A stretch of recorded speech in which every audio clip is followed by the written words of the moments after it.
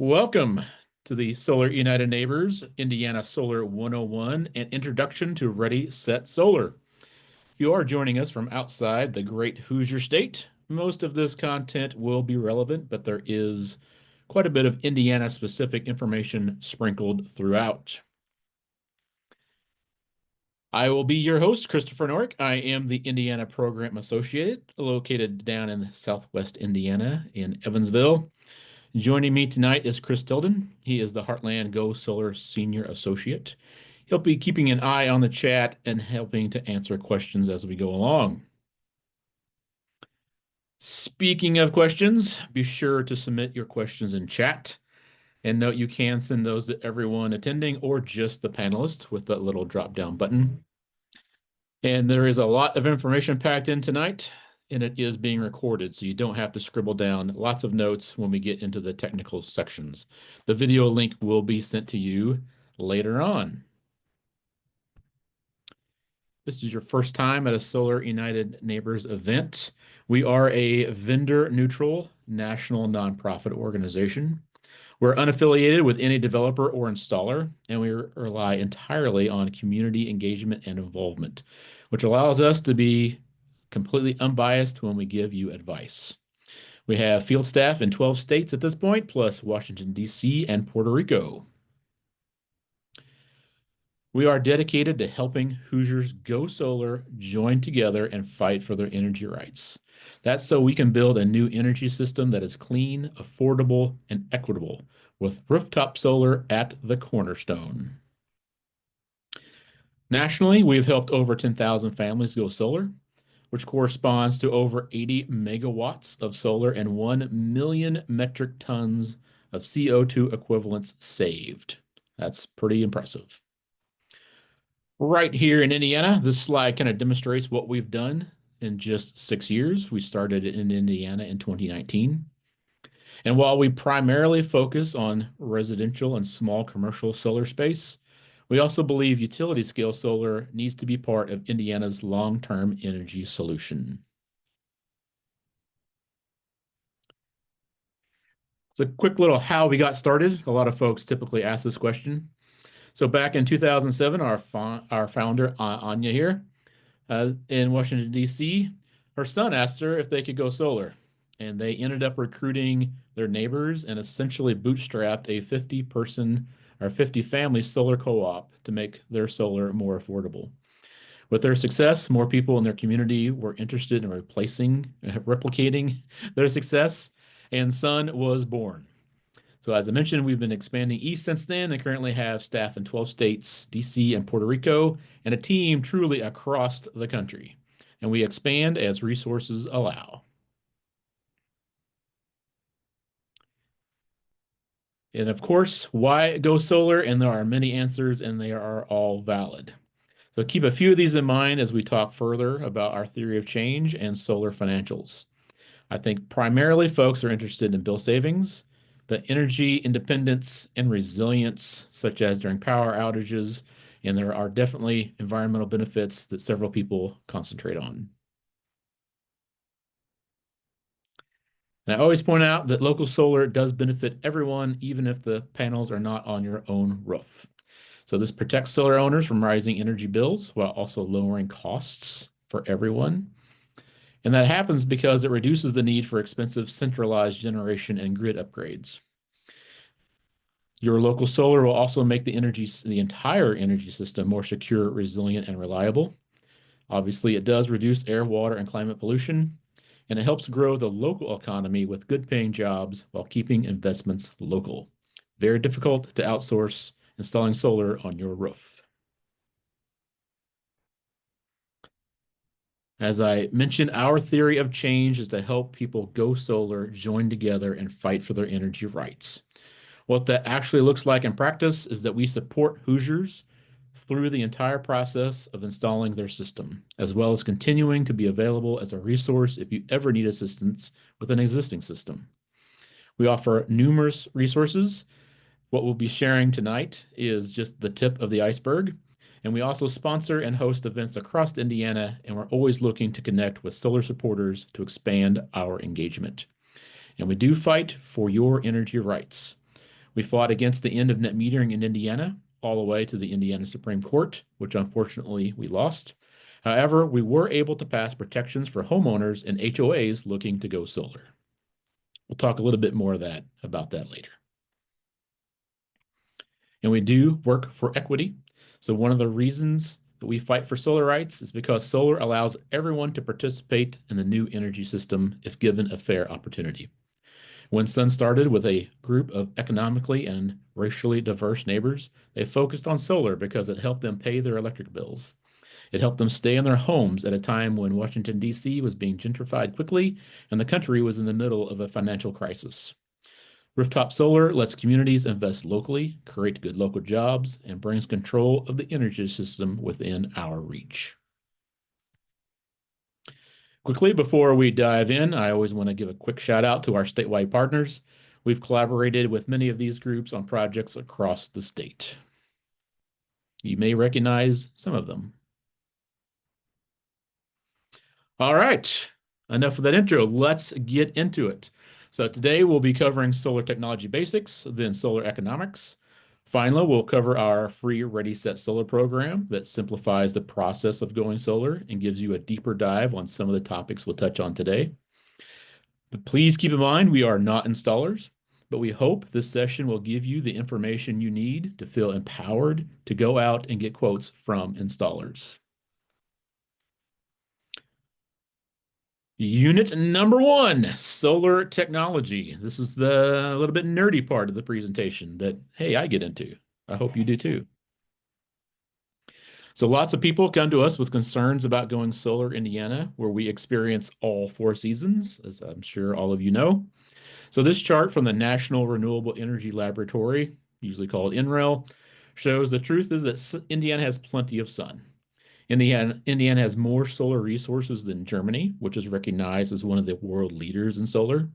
In fact, Germany had a summer day, I believe it was in 2003, where their solar accounted for about 68% of the entire country's electrical generation. That's pretty impressive.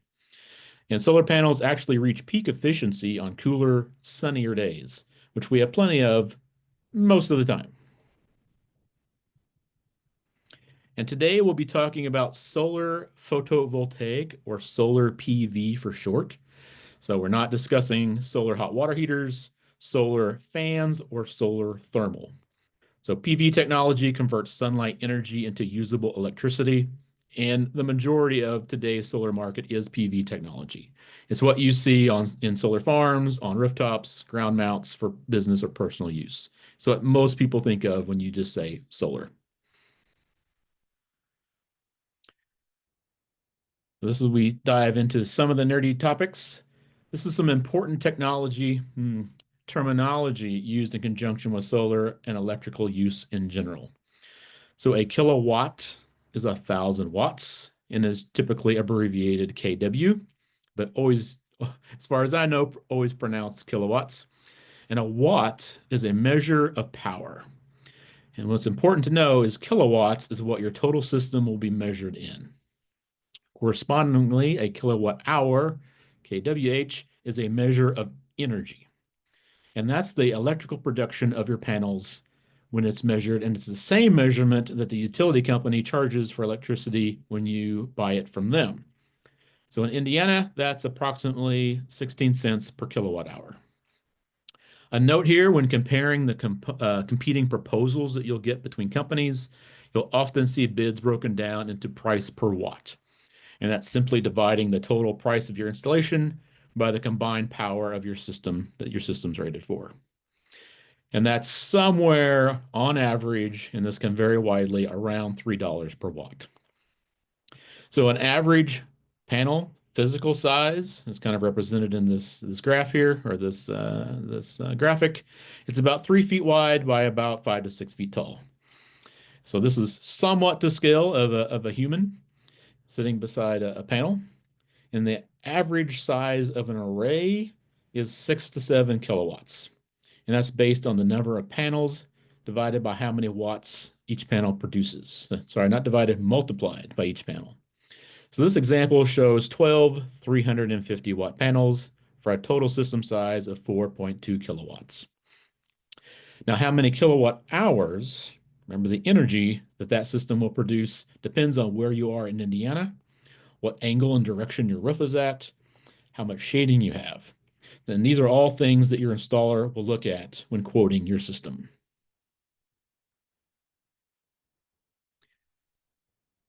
We're not going to get into the real technical details of how solar panels actually work, but know that panels convert sunlight to direct current electricity, DC, like what we find in a AA battery. The inverters, and that's item number 2 there, it's kind of showing mounted to the wall, they convert DC to AC, alternating current. And that's what you use in your home. Inverters also perform other electrical functions, technical functions that we'll discuss later. Inverters, that's number 3 there, send AC electricity to your current electrical panel. And that means your home will have first access to the electricity produced by your solar panels. As we move on to 4, that's your utility meter. And any excess electricity produced from your solar will flow out through your meter onto number 5, the grid. Your meter will account for what you send and will give you credit on your bill. But unfortunately, not a credit that's equal to what you pay for the utility for their energy. And that difference is something we're going to discuss later. So this is a simplified graphic, but in practice, solar is not very complicated.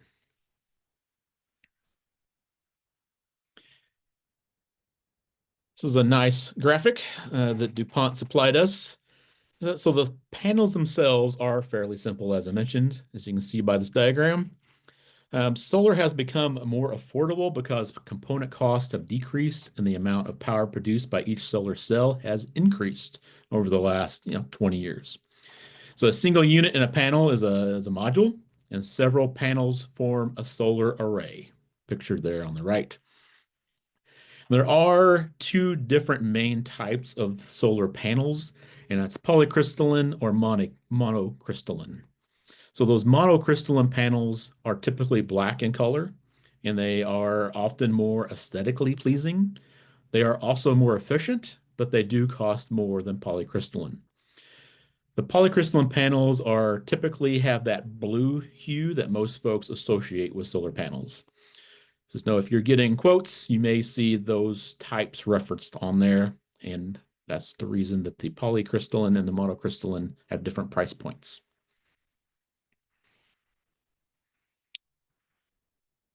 Now we get to component number 2, the inverters. These are very important. As we mentioned, they convert the DC from the panels to the AC that your home can use. And there are really 3 different options for inverters. And they're sort of the brains of your system, and they collect production information and convert DC to AC. The original PV systems used string inverters, and those are connected to a whole row of panels or a string of panels. Unfortunately, these inverters convert electricity based on the lowest producing panel, so any shading can be an issue with these. Optimizers, shown in the middle picture there, can be placed under each panel and help mitigate some of those shading problems. But a lot of the industry has moved to the newer technology called microinverters. And these are smart inverters.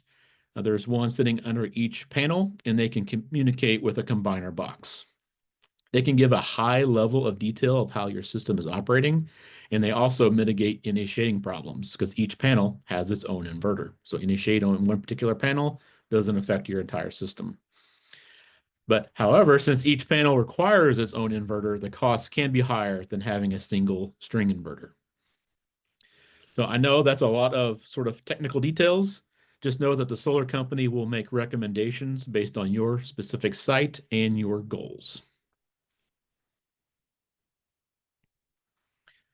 Your electrical panel or breaker box is a part of this equation, but it should be and hopefully will be the one that you already have in your home, because most systems plug directly into that breaker box. Some older homes may need an electrical system upgrade to host the panels, but the solar company will let you know upfront if this work needs to be done.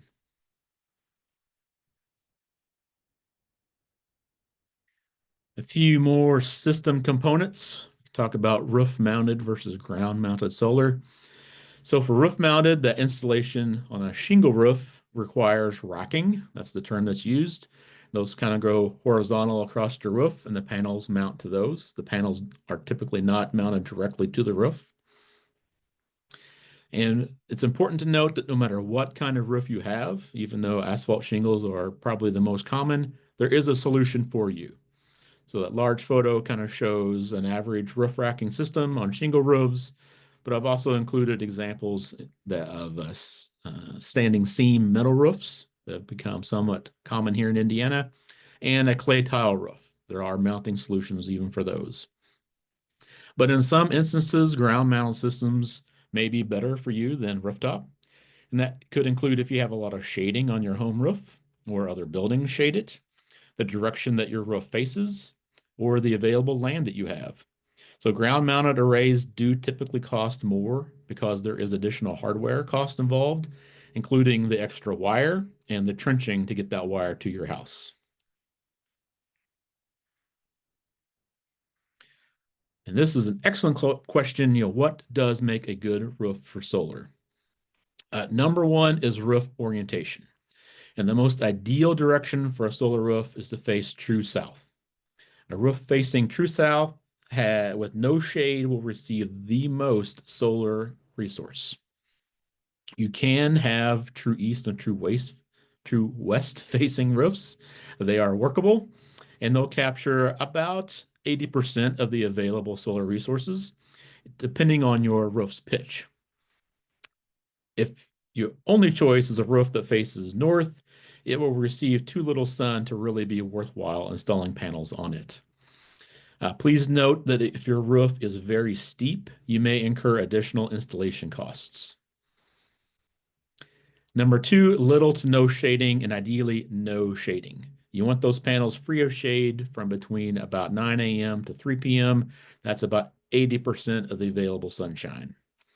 And as mentioned, microinverters and optimizers can help mitigate power loss from shading, either from trees, other buildings, or wires, or if the solar is being mounted in a different facing roof slopes. And three, enough space to put these panels. So a roof can lose a lot of mounting space if you have dormers or vents. Keep that in mind. And your local municipality may have fire codes requiring setbacks that further restrict available roof space. That's fire code access. So you'll typically need about 200 square feet of unobstructed roof space to mount a system between 2 and 2.5 kilowatts. And really, that's about the minimum size most installers will put on, 2 to 2.5 kilowatts.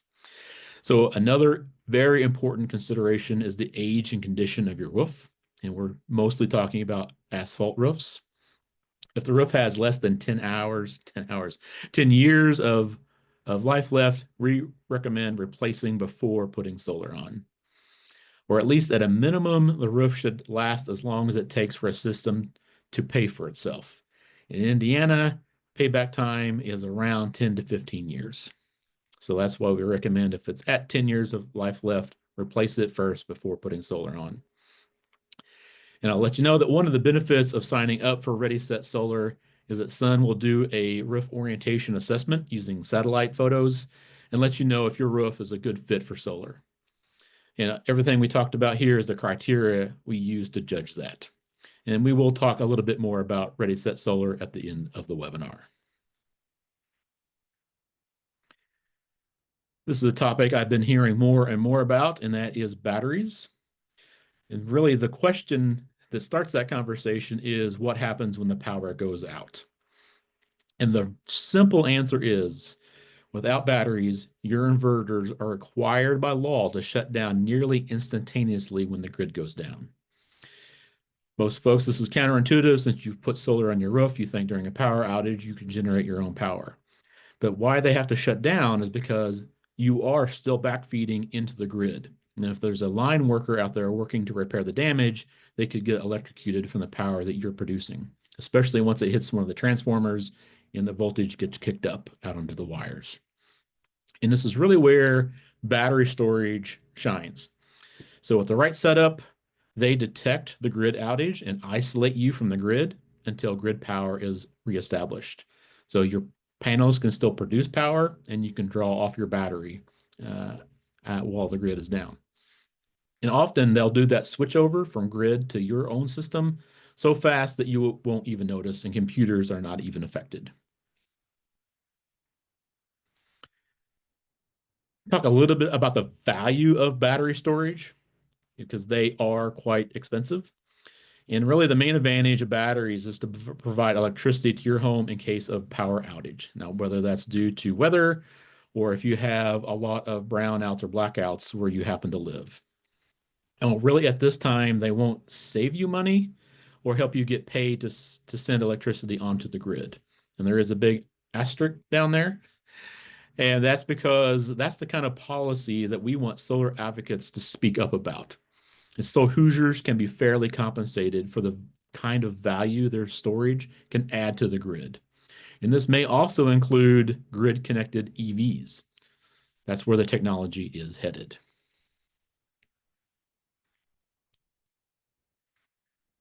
Batteries is a big topic, and Solar United Neighbors has a full webinar and a battery storage guide on our website that I think my colleague Chris will paste into the chat.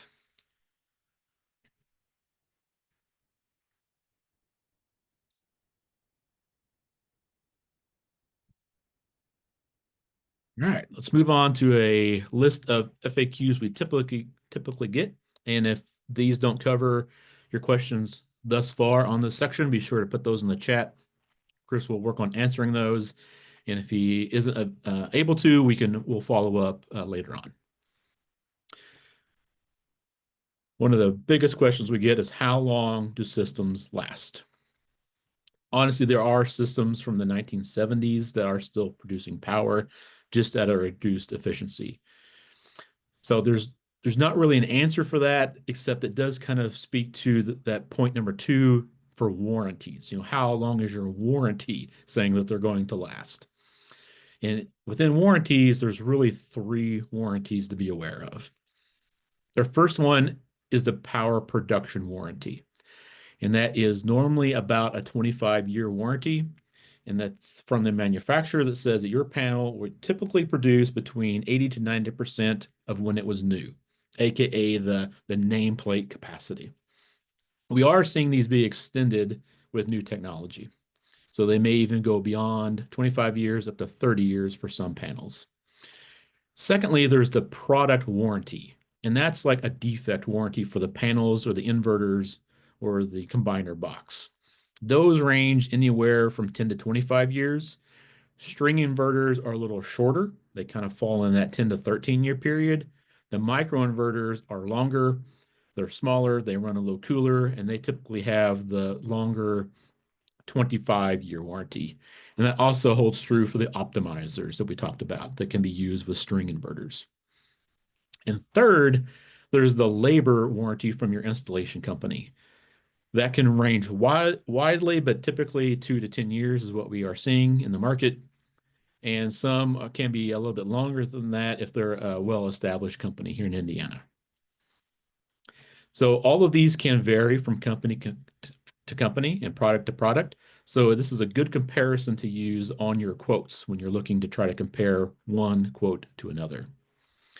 And when you sign your contract, please be sure you see all warranties on there and who to contact when you have issues. This is very important.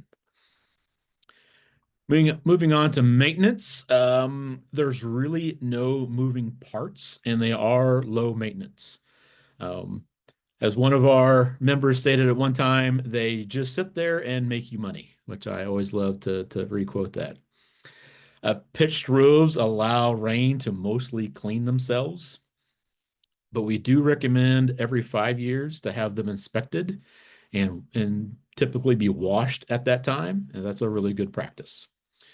The company can probably detect any kind of micro cracks or anything that might be going on when they do their inspection.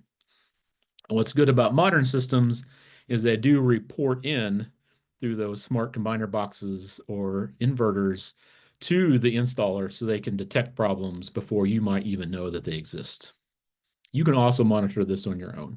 You should have access to the web interface or app that your system now uses. On to insurance. Definitely inform your insurance agent so that they are covered in case of any kind of accidents and fires, etc. And for most folks, your regular coverage will cover you, or you might see just a very minor increase in your insurance premiums. On to home value and property taxes. We also get this question quite a bit. Nationally, studies show you will receive an increase in property value from installing solar. And they will be more valuable as energy cost goes up, as we've seen here in Indiana. That's no surprise to anyone. Importantly, your assessed value that your property taxes are assessed on should not go up because in Indiana, we do have a property tax exemption for installing solar.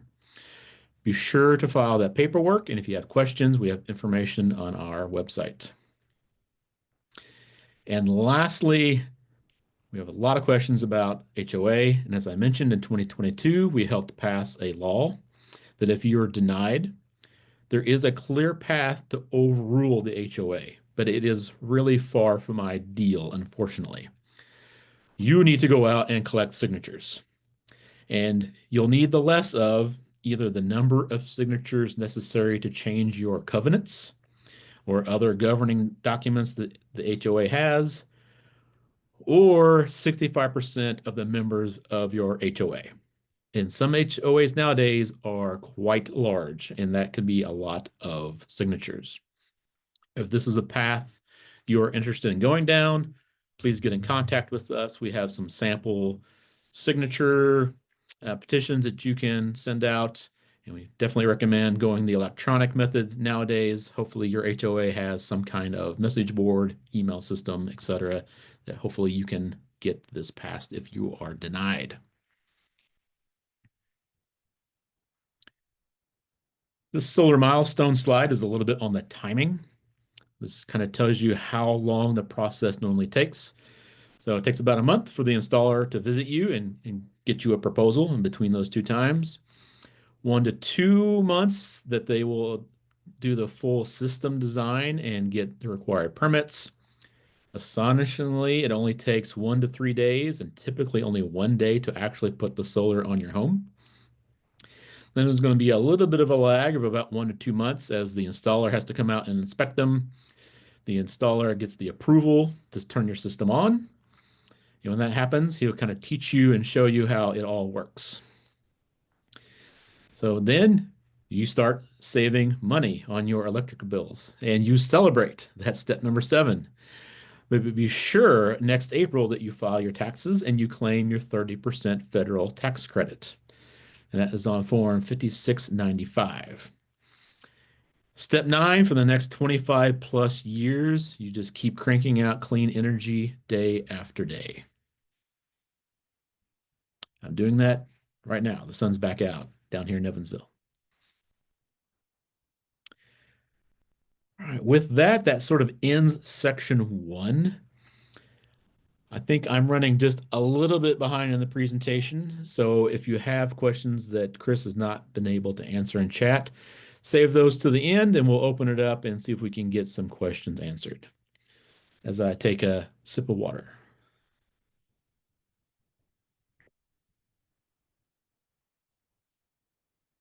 All right, let's move on to solar economics. I think most folks are probably very interested in this, especially in Indiana.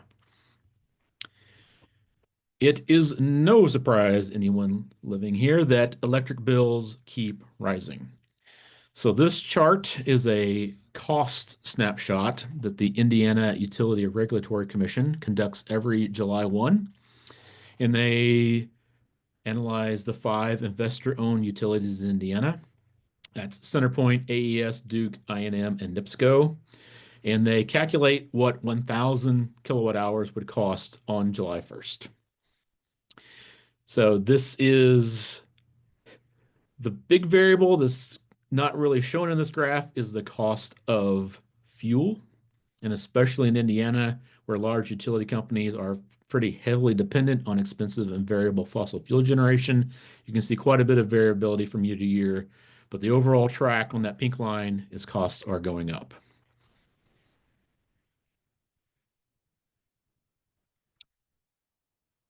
Interestingly, this graph showing the cost of solar is the opposite of the power cost in Indiana.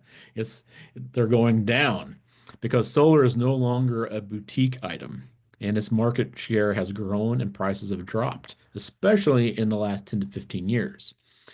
And we're really seeing battery technology following that same path. So as the tech gets better, the price is dropping. And of course, do not forget the 30% federal tax credit. We'll talk a little bit about that here in a second. So this just kind of shows you the overall breakdown of costs in your system. So this is kind of split out with all the factors that kind of play in the solar industry. And so you can see the system components have gone down considerably, but those soft costs where they go to like acquire you as a customer still remain fairly significant. So this is partly due to the permitting system in Indiana, but there are also smart softwares coming to the market to help automate this process. So those soft costs should come down a little bit. Speaking of that federal tax credit, so it was renewed in 2022 through the Inflation Reduction Act for an additional 12 years, and then it begins its step down. It's important to note that you need to have tax liability to claim these non-refundable tax credits, but you can continue to roll them over or quote unquote monetize them until 2032. There's also no limit on what qualifies for the tax credit, at least on the price limit. And an important note that I am not an accountant and seek guidance from your tax professional.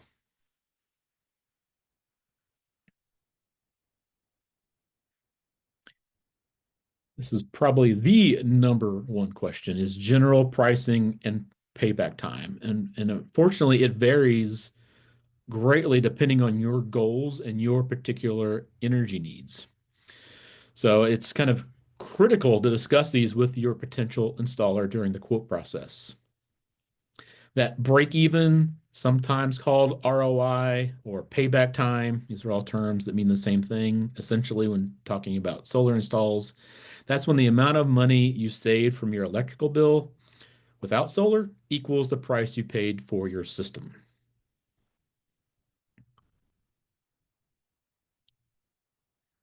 And granted, this is example pricing. So our general recommendation is this is going to cost between $10,000 and $30,000.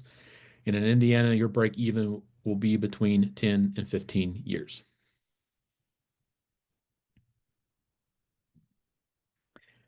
Very important to note that I did mention on the last slide, but the tax credit is not applicable to roof repairs or replacement. I think that was sort of a rumor that was started when the IRA kicked those back into play, but the government came out and said, no, if you attempt to use this for your roof replacement, you will be denied. So you may want to also think about, selling your home after you've put solar on it, since the break even is 10 to 15 years. And solar really is a long-term investment. But if you have to sell, the value of that solar does add resale value to your home, but it can be kind of highly regional. I know down here in Center Point territory, we have kind of seen that is the case, talking with a few realtors. And there have been some national studies out of Lawrence Berkeley that have also shown that there is increased resale value there. So be sure to work with your realtor so that they understand that value of the solar that the solar is adding. You can show them reduction in your energy bills as a selling point, and that mostly this is reducing your home's operating costs, and that can be something that could be put in the listing. And again, remember that solar does not affect your property taxes as long as you file the paperwork.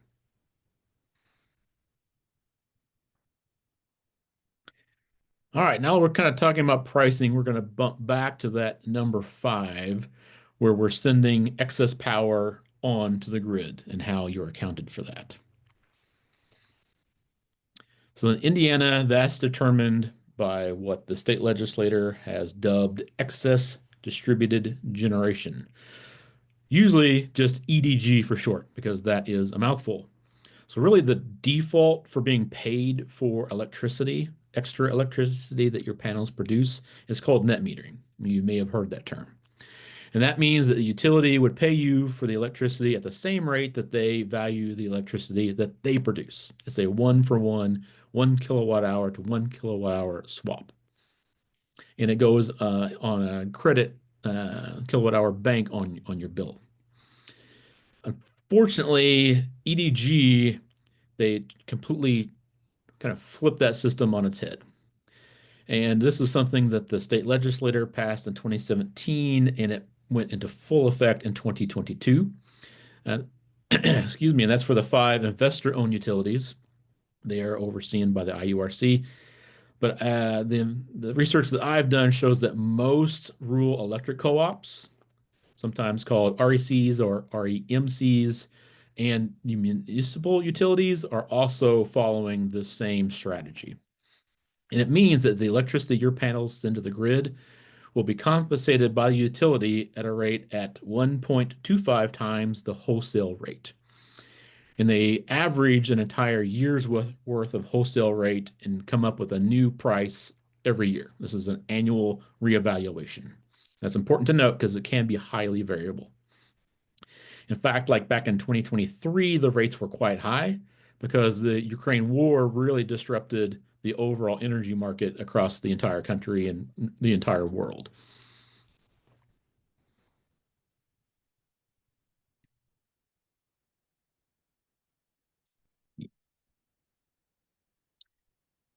So I will mention that unfortunately that 1.25x figure was not informed by any studies or expert testimony on the true value of solar. Like I said, that rate can vary quite a bit. So to combat the unfair EDG tariff, most installers will recommend you install a system that covers about half to 70% of your annual electric usage. Whereas under net metering, you will be shooting for 100, maybe 105, 110% of your usage. So that way you are never sending your excess production to the grid because your solar generation is worth more to you than if you send it to the utility. As I mentioned, that's 16 cents they charge you, but right now the rate that they are buying it under EDG is about 4 cents. So it's about a quarter of the retail rate. So it's better for you because you'll have a smaller system that you can pay off quicker, and you don't have to worry about being unfairly compensated from the utility. So we, along with other consumer advocates, challenged this law all the way to the Indiana Supreme Court again. We did unfortunately lose that battle, but we continue to join solar owners and advocates together to fight for our energy rights. Even without net metering, solar can still be worth it. That's the drive home point. The next slide really goes into how to maximize your self-consumption, using everything that you produce, and make sure you aren't sending too much to the energy grid. So these are a few of the tools that we've come up with. You're looking to maximize self-consumption, and this chart is trying to demonstrate that your energy usage is typically highest in blue in the morning and the evenings, but your solar production is highest in the middle of the day. This is a daily graph of energy production and energy usage. So we've already talked about smaller system size. Use the IRA incentives to electrify your home. So not just solar, there's other IRA incentives to electrify. Make sure that you have consumption monitors installed with your system so you can monitor what's going on and when you're using power. And try to load shift. And load shift means pre-cooling your home during the day right before you get home from work. Use smart appliances such as programmable water heaters to store heat energy. Run the dishwasher and electric clothes dryers during the day. Most of them have delay timers. If you have an EV, try to charge it during the day or right when you get home from work. And you can always program home batteries to maximize self-consumption. That is a mode that they have to ensure that you are using what you produce during the day in the evening.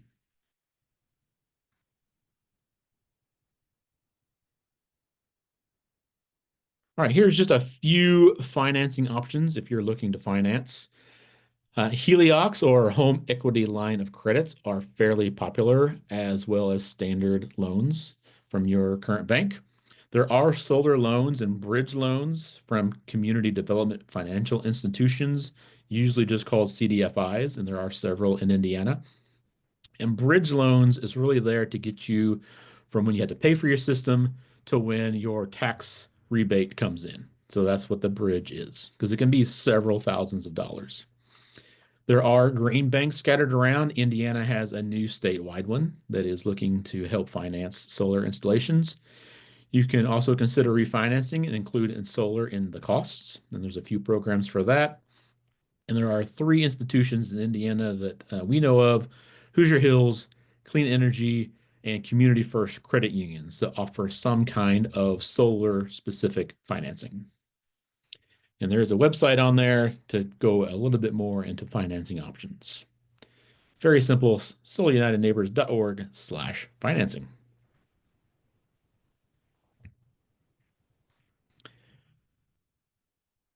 Right. And this is sort of FYI if you are in a rural area, and that's typically a population center of less than 50,000 folks. So there is an actual grant program. This is not a loan, this is a grant to the federal government. If you're a farmer that has over 50% of your gross income from agricultural operations, or if you own a small business located in one of these rural areas, and it can cover 50% of the total cost. This is a competitive grant, and right now there are quarterly deadlines, but they're paused for Q2 in 2025 due to high demand. So it is a competitive process. There is limited funding, but it's something you should look into if you are in those areas. It's important to note that farms and small rural businesses still also are eligible for the same 30% tax credit as we discussed for residential households. And there are two additional 10% incentives that can be stacked on top of that, depending on your situation. That's the REAP program, Rural Energy for America program. But everyone I know calls it REAP. Very appropriate for a farm program. And we can't leave the financing session without discussing those solar tax credits and what you need to know about them. Like as we mentioned, current law does provide 30% tax credit for solar installations and battery systems, including battery retrofits if you already have solar. Unfortunately, there are some in Congress right now calling for this credit's repeal. Our best advice right now is if you install solar this year, you are still very likely to qualify for the 30% tax incentive. Sun will keep you updated as details become more clear. You can visit solarunitedneighbors.org/take action to learn how you can protect your solar rights. And we need everyone to do this and help us out. That does end section 2. I think it's sip of water time. And again, we're running about quarter till. I only have a few slides to go, so we'll save any questions for the end and we'll open up for some additional Q&A. All right. Section 3, Indiana Ready, Set, Solar, that I talked at when we got this kicked off. So this is a free program that simplifies the process of going solar. So this is open to homeowners and small businesses. We do have similar programs for nonprofits and REAP programs, but this is an Indiana-specific version of this. It includes 8 weeks of information and activities, and this is delivered via email. We have personal coaches on staff to help you navigate the process.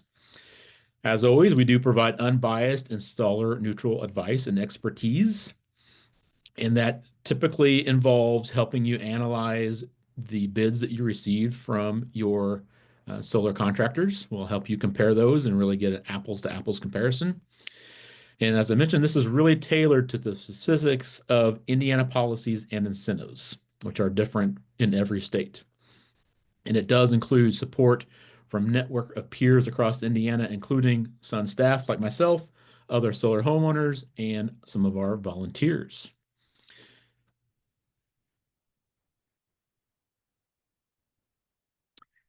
And if you're interested in signing up, here is the QR code and web link.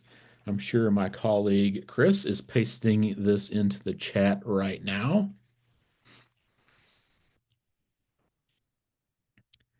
And I'll put this slide back up when we get into the Q&A section.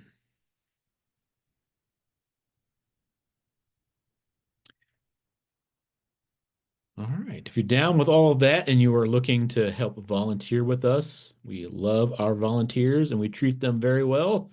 You can help us at tabling events, distributing flyers. We produce a lot of social media content that we would love for you to help us share. You can take photos and videos of your system and share those with us. And there are plenty of other opportunities to volunteer. So there's another little QR code there and a web link that Chris will share.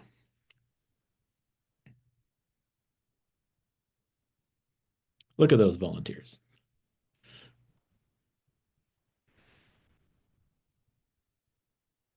And finally, here's a few more actions that you can take to help promote solar in Indiana.